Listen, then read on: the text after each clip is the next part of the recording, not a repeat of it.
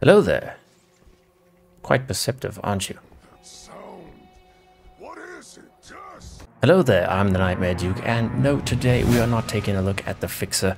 We are taking a look at a particular legendary armor effect and seeing how good it really is, and if it's worth your time. So as usual, we're going to get some helpful super mutants to help us out with our testing, and I'll just go over the specifics real quick for you.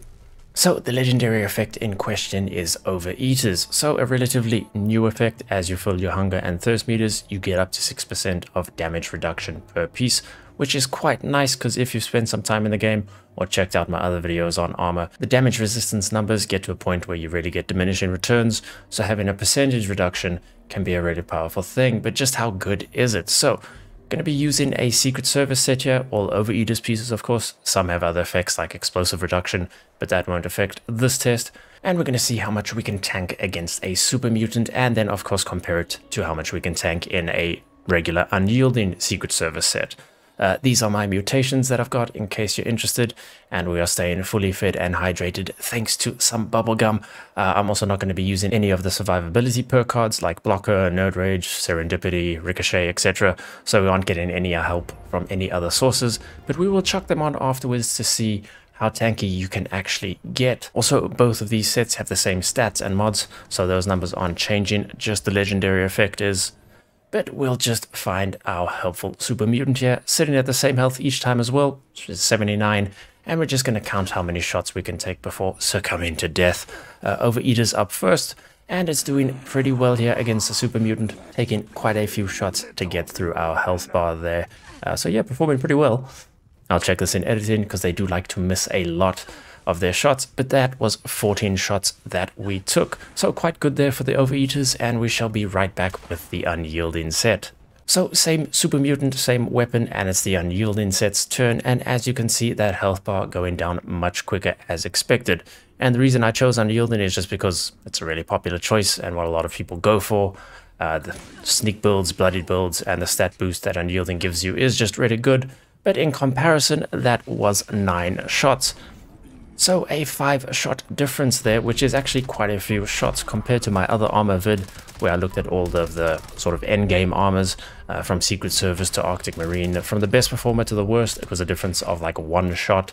So 5 shots here, definitely a noticeable difference. And we're just going to chuck on all of our survivability perk cards here, and then jump into a combat situation.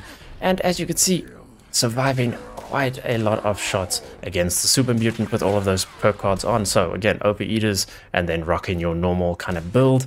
Yeah, you're going to survive a lot in comparison to some of the other legendary effects out there. But of course, Unyielding, chuck these perk cards on, and you're also going to be tanking a heck of a lot of shots. So yeah, up to you. But again, if you're going bloodied, generally you'll go for the Unyielding. If you go in full health or maybe half health, Overeaters. But Overeaters can have a use here at the bloodied ranges, just because it can give you that extra survivability that you might need. But over to a stronger enemy, the Behemoth here, Unyielding up first, 79 health. Let's see how much we can survive against the Behemoth. Probably not much, but we'll see. So, wake up there, buddy. And the Stomp, almost one-shotting us, and that follow-up slam gonna be killing us. But we'll check the Overeater set here, 79 health again. And no, this way, buddy. Yes. Okay, so much more survivability on the Stomp, but that slam still one-shotting, oh, not one-shotting us, but killing us with the 2 hits, 1 Stomp and 1 slam. So certain situations, the damage will just output your health bar. But if you chuck on your perk cards, you can get into a situation like this, where this super mutant Behemoth is just absolutely slamming his fire hydrant, and we're just tanking it. Really, really well. I've never tanked it quite as well with other armor sets, even with the perk cards on. So yeah, Overeaters plus perk cards, you can turn into quite a tanky character, and you can survive quite a heck of a lot of damage. I'm sure this Behemoth will eventually kill us. Maybe one more shot. Come on, buddy, I know you can. Nope. Okay, keep going. Nope. Okay, one more maybe? There we go. Now for power armor, that should really be a consideration if you are looking for a legendary effect, since you can't get Unyielding on your power armor, and most of the others aren't really going to be doing anything, because again, diminishing returns on damage resistance, So effects like troubleshooters, etc., that give specific reduction against certain enemies are probably the go-to first star. But with Overeaters, if you don't mind keeping your character fed and hydrated, can really benefit you in terms of staying alive, especially in stuff like, daily ops with Savage Strike. I generally never do the whole food and drink thing, so it's always unyielding for me, and then the specific, troubleshooters or zealots for my power armor. But Overeaters, definitely a really good effect to aim for having a full set of. But yeah, hopefully you enjoyed. If you did, then hey, consider liking and subscribing and sticking around for more Fallout content. Gonna be doing a whole bunch of stuff in August, so if there's other effects or weapons, etc. that you want me to take a look at, and it would make a cool vid, then let me know down in the comments, and I'll see if I can slot it in at some point.